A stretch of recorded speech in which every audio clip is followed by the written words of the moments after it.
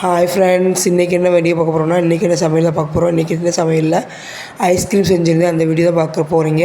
வாங்க, பிடிச்சிருந்தா சப்ஸ்கிரைப் பண்ணுங்கள், லைக் பண்ணுங்கள், ஷேர் பண்ணுங்கள், கமெண்ட் பண்ணுங்கள். சப்ஸ்கிரைப் லைக் பண்ணிவிட்டு பாருங்கள். கண்டிப்பாக உங்களுக்கு பிடிக்கும். காய் விளக்ஸ்க்கு சப்போர்ட் பண்ணுங்கள்.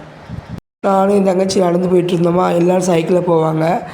என்னடா எல்லோரும் சைக்கிளில் போகிறாங்களே, நம்ம பேக் தூக்கிட்டு போக முடியலையே, என்ன செய்யணும் அப்படின்னு சொல்லிட்டு நினச்சிட்டு இருக்கும்போது ஒரு நாள் எங்கள் அப்பா வந்து எனக்கு சைக்கிள் வாங்கி கொடுத்தாங்க. ஒரு சைக்கிள் தான் வாங்கி கொடுத்தாங்க. நான் என்ன செஞ்சேன், ஒரு சைக்கிள் தான், அது எனக்கு மட்டும் தான் கொடுத்தாங்க. நான் செஞ்சேன், அவளும் கஷ்டப்பட்டு பேக் தூக்கி போகிறா, அவ்வளோ வருமானம் இல்லையா, அதனால் ஒரு சைக்கிள் தான் வாங்கி கொடுத்தாங்க. அட்ஜஸ்ட் பண்ணி இருந்துக்கோங்க அப்படின்னு சொன்னாங்க. அப்புறம் நான் தான் பெரியவன் சொல்லிட்டு எனக்கு சைக்கிளு.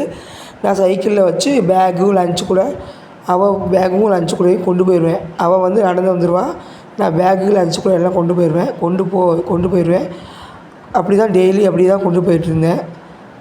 கொண்டு போயிட்டு இருந்தேன்னா ஒரு நாள் எங்கள் அப்பா வந்துட்டு, இவன் படிக்க மாட்டேங்கிறா, சரியா அவளாம் நல்லா படிக்கிறான், இவன் படிக்க மாட்டேங்கிறான்னு சொல்லிவிட்டு கல்யாணம் கேட்டு வந்தாங்க. பொண்ணு கேட்டு வந்தால் இவங்க இதுதான் சரி, இதுதான் எங்கள் அப்பாவுக்கு நல்ல டைம், நம்ம கல்யாணம் பண்ணி வச்சிடலாம், அவள் படிக்க மாட்டேங்கிறான், ஒன்றும் செய்ய மாட்டேங்கிறான், அதனால் கல்யாணம் பண்ணி வச்சிடலான்ட்டு பேசி முடிவு எடுத்து கல்யாணம் பேசி வச்சுருந்தாங்க. நான் வந்து எனக்கு கல்யாணம்னா அப்போ என்னன்னு தெரியாது.